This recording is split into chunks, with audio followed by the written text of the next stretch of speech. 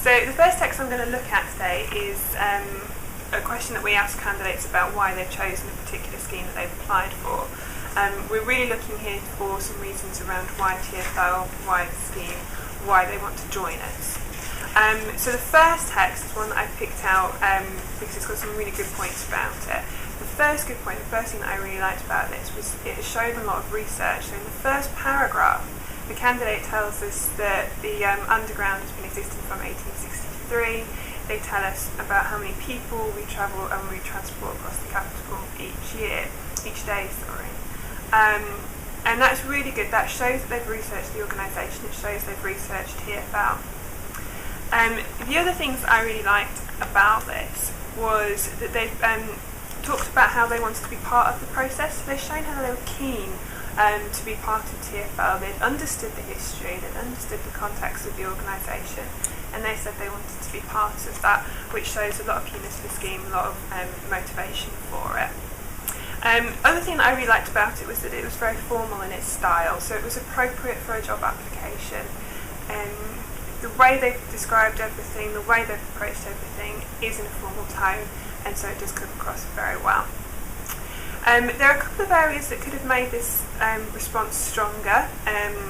It did get through the screening process, so it was good enough for that, but there were a few bits that could have just been slightly improved on.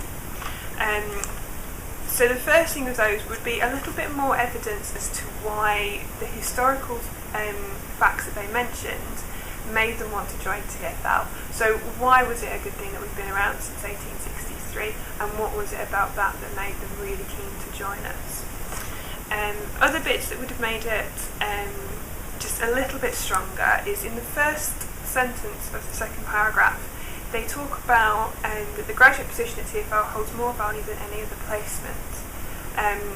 We don't tend to refer to our graduate scheme as a placement scheme, so it gives a bit of a hint that maybe this was written about another organisation or for another opportunity.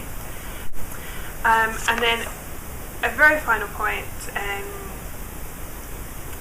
which is quite a minor issue, is that there are a couple of spelling errors on this.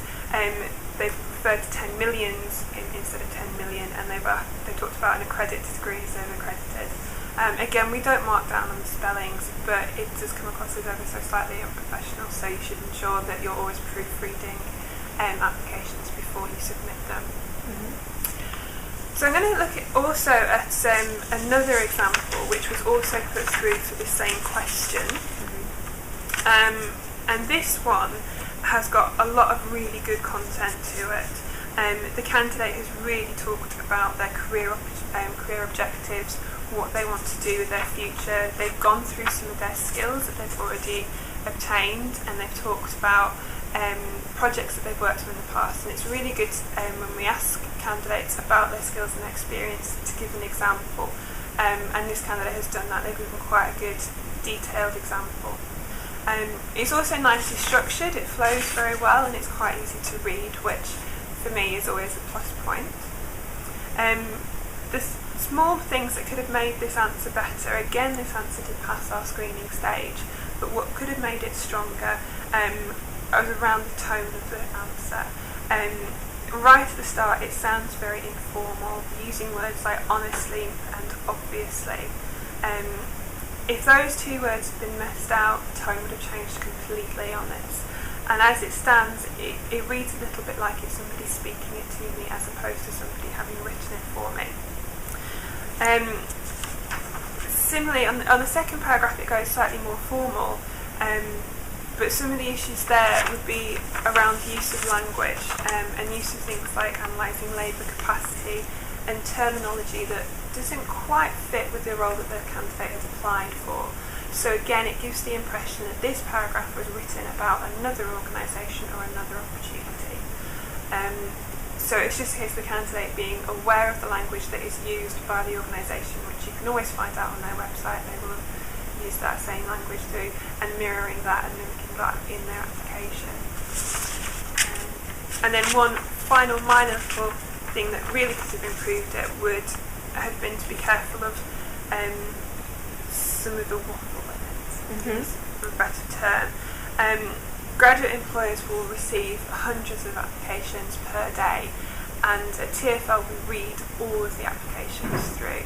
So the shorter it can be, the better, and the more concise it can be.